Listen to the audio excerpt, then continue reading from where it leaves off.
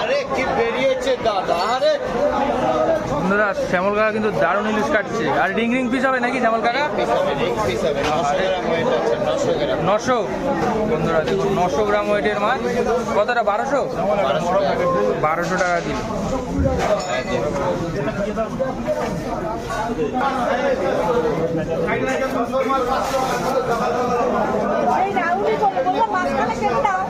দাদা বলে রাউন্ড হবে নাকি মাঝে একটা ছোট ডিম তো বললাম, ওই একটা মাঝে ডিম আছে, খালি করবো কি?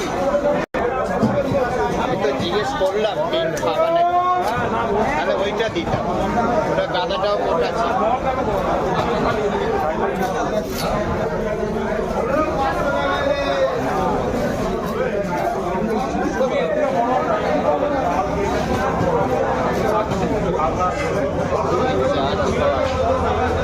সাত দিনের 9 পিস,